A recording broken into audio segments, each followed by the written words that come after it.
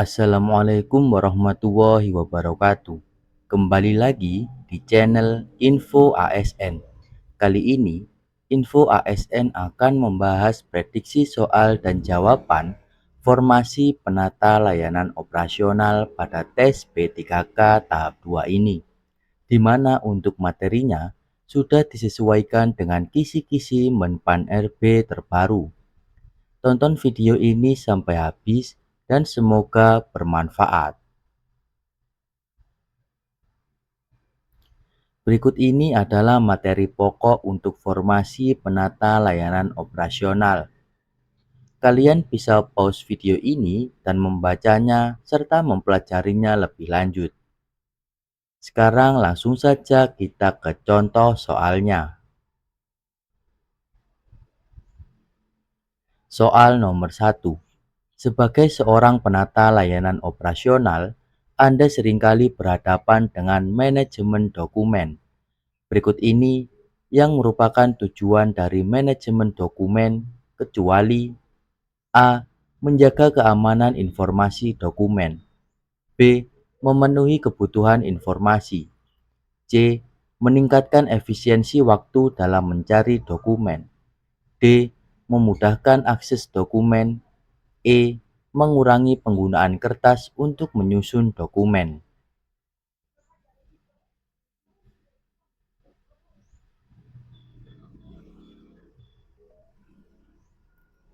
Manajemen dokumen pada dasarnya digunakan untuk memastikan kelancaran, efisiensi, dan keandalan operasional. Berikut ini ada tujuan dari adanya manajemen dokumen. Pertama, memastikan dokumen tersusun rapi dan mudah diakses. Kemudian, menyediakan informasi untuk memudahkan pengambilan keputusan. Ketiga, meningkatkan efisiensi operasional layanan. Keempat, memenuhi kebutuhan administrasi. Kelima, melindungi keamanan informasi dalam dokumen. Dengan adanya manajemen dokumen yang baik, maka tugas penata layanan operasional akan lebih mudah, karena segala sesuatu perihal dokumen sudah tersedia dengan terstruktur, sehingga dapat memberikan pelayanan yang optimal. Jadi jawaban yang tepat adalah E, kecuali mengurangi penggunaan kertas untuk menyusun dokumen.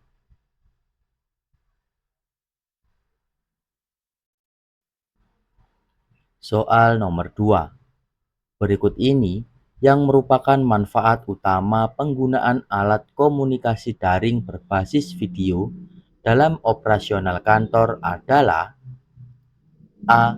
Meningkatkan keamanan data melalui fitur enkripsi video. B. Mengurangi kebutuhan pelatihan karyawan secara langsung. C. Menghindari kebutuhan penggunaan alat komunikasi lainnya. D. Mengurangi penggunaan dokumen cetak dalam rapat. E. Mempermudah koordinasi tim tanpa batasan geografis.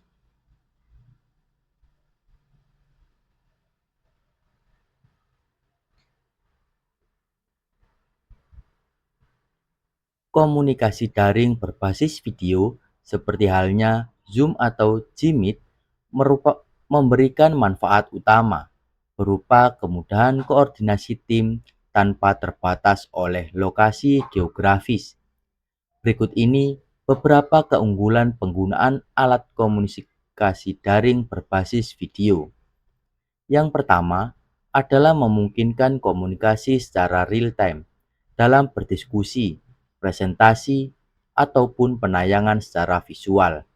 Kedua, menghemat waktu dan biaya untuk berinteraksi atau berdiskusi secara tatap muka.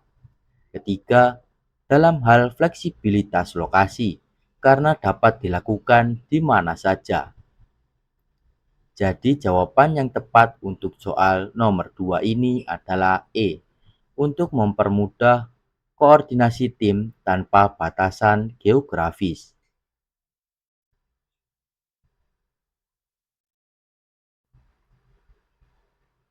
Sebelum lanjut, jangan lupa like komen, dan subscribe.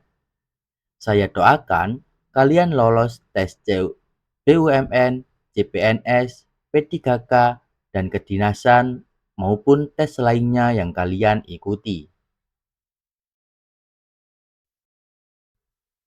Soal nomor 3. Berikut ini yang termasuk tujuan utama dari dilakukannya kajian awal terhadap permasalahan layanan operasional adalah: A. Mengubah struktur organisasi yang ada. B. Mengidentifikasi masalah dan menyusun rekomendasi perbaikan. C. Menyusun laporan akhir tentang layanan operasional. D. Menentukan anggaran layanan operasional. E. Melaksanakan evaluasi seluruh kegiatan organisasi.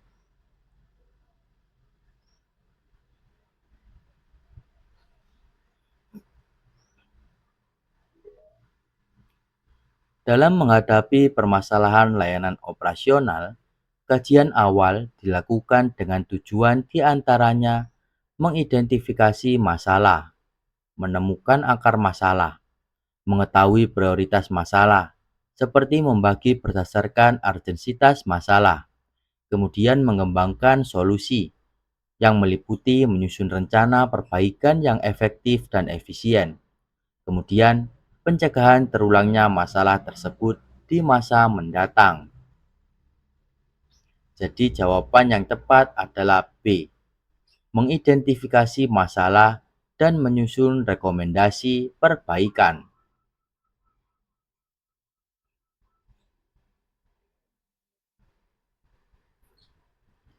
Soal nomor 4.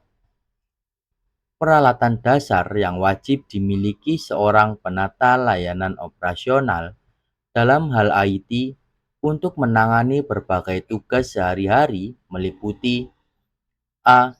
Komputer atau laptop dengan spesifikasi tinggi, kamera DSLR dan printer 3D. B.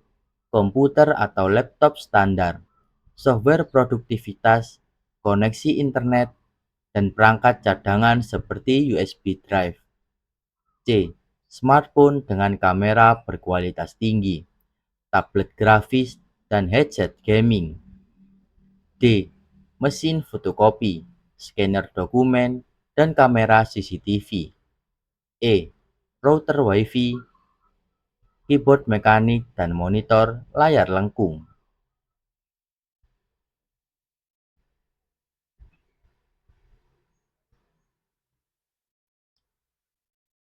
Seorang penata layanan operasional membutuhkan laptop untuk menangani dokumen, mengelola data, dan menjalankan berbagai aplikasi kantor seperti software umum Microsoft Office atau Google Workspace.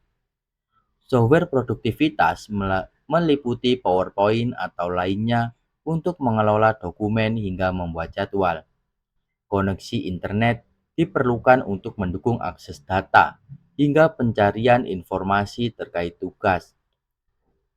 Kemudian memerlukan perangkat cadangan USB drive untuk memudahkan dalam memindah ataupun menyalin data. Jadi jawaban yang tepat adalah B. Komputer atau laptop standar, software produktivitas, koneksi internet, dan perangkat cadangan seperti USB drive.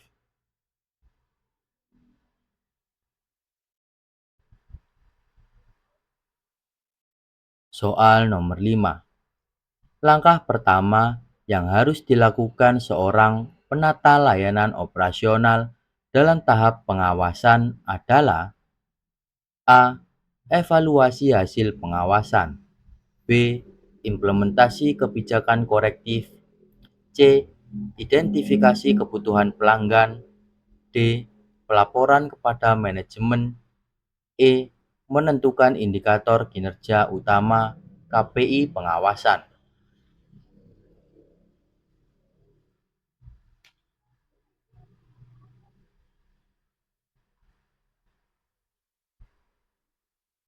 Langkah pertama yang harus dilakukan pada tahap pengawasan adalah menentukan KPI.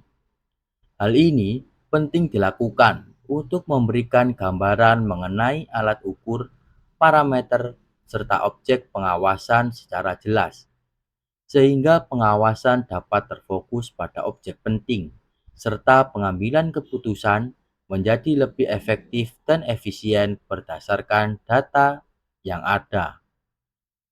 Jadi jawaban yang tepat adalah E, menentukan indikator kinerja utama atau KPI pengawasan.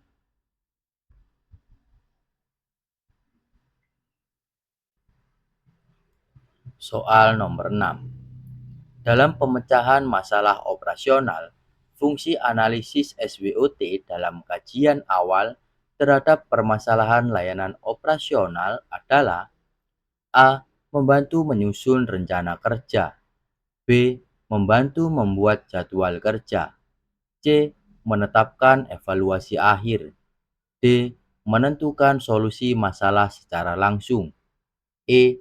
Mengidentifikasi peluang dan ancaman eksternal.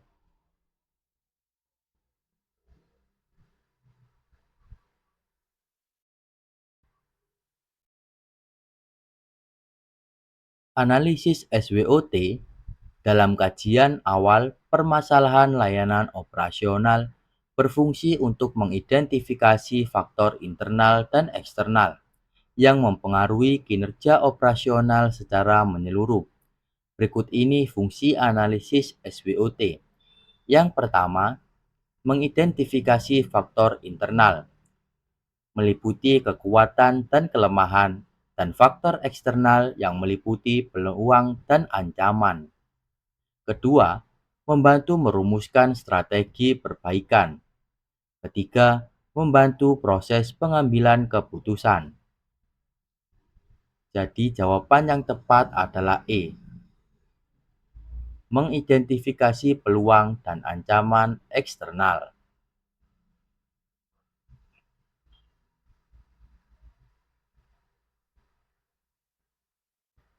Soal nomor 7. Apa kunci utama keberhasilan dalam eksekusi pelayanan operasional yang efektif? A.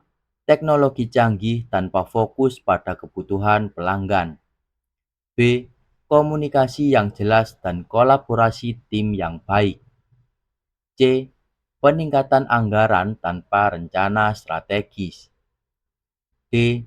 Pelatihan karyawan secara sporadis tanpa evaluasi. E. Pengawasan ketat terhadap semua aktivitas tanpa pemberdayaan karyawan.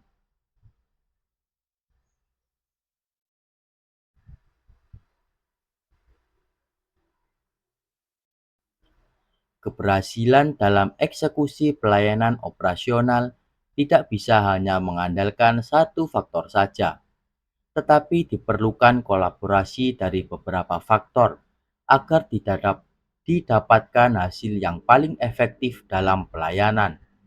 Berikut ini beberapa kunci keberhasilan yang diharapkan bisa saling mendukung. Yang pertama adalah koordinasi yang baik, yang meliputi komunikasi antar anggota tim. Kedua, kolaborasi tim dalam hal analisis dan penyelesaian masalah. Ketiga, pengambilan keputusan yang baik. Dengan komunikasi yang jelas dan kolaborasi yang baik, maka eksekusi pelayanan dapat berjalan secara efektif dan efisien. Jadi jawaban yang tepat adalah B, komunikasi yang jelas dan kolaborasi tim yang baik.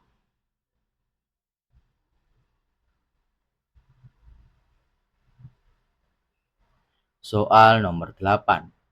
Berikut ini metode yang paling baik dan efektif untuk memperoleh data dalam proses pengawasan kinerja operasional adalah dengan: A. Berfokus pada saran rekan kerja secara internal. B. Menggunakan data historis sebelumnya. C.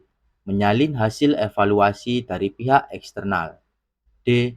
Berpacu pada laporan yang dibuat masing-masing divisi. E. Melakukan observasi secara langsung.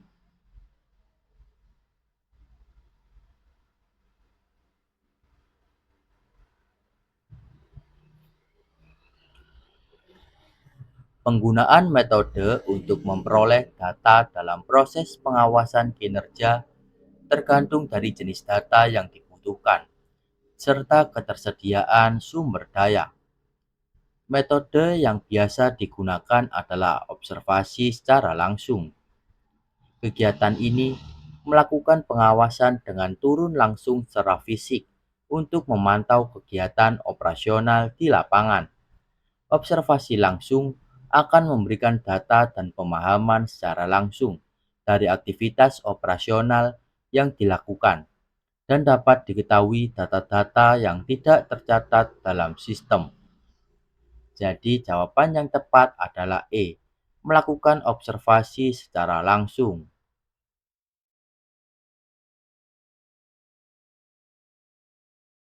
Soal nomor 9. Berikut ini yang termasuk tujuan utama dari evaluasi pelaksanaan layanan operasional adalah A. Menambah insentif pegawai. B. Mengidentifikasi area yang memerlukan perbaikan. C. Menyusun anggaran belanja tahun berikutnya. D. Mengubah nama aset dalam catatan inventaris. E. Meningkatkan jumlah pelanggan.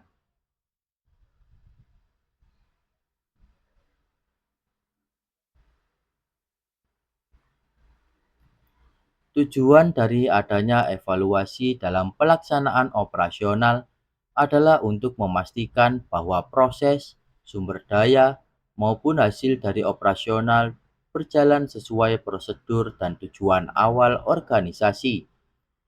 Tujuan dari evaluasi pelaksanaan operasional seperti pertama, mengukur kinerja operasional. Kedua, mengidentifikasi kelebihan dan kelemahan untuk diperbaiki ke depannya. Ketiga, memastikan semua yang terlibat dalam pelaksanaan patuh terhadap prosedur yang berlaku.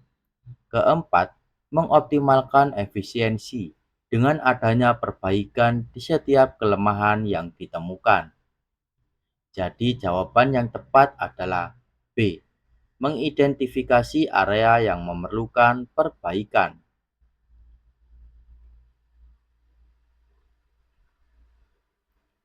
Soal nomor 10. Langkah pertama yang harus dilakukan seorang penata layanan operasional dalam proses pelayanan adalah A. Mengidentifikasi kebutuhan pelanggan. B. Melakukan evaluasi kinerja layanan sebelumnya. C. Mengajukan anggaran tambahan untuk layanan operasional. D. Menyusun laporan hasil layanan operasional. E. Langsung memberikan layanan kepada pelanggan tanpa persiapan.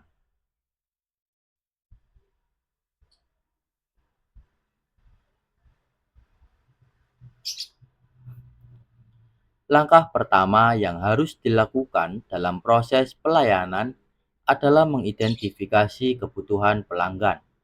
Hal tersebut bertujuan untuk memahami kebutuhan pelanggan sedini mungkin, sehingga dapat menentukan langkah ke depannya, yang meliputi merancang pelayanan, memberikan pelayanan, mengalokasikan sumber daya, serta dalam mengevaluasi pelayanan.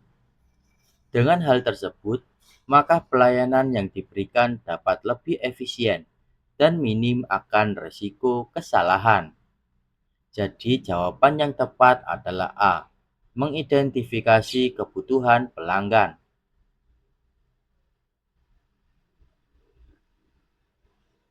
Terima kasih sudah menyimak video ini hingga akhir. Kurang lebihnya mohon maaf dan semoga bermanfaat.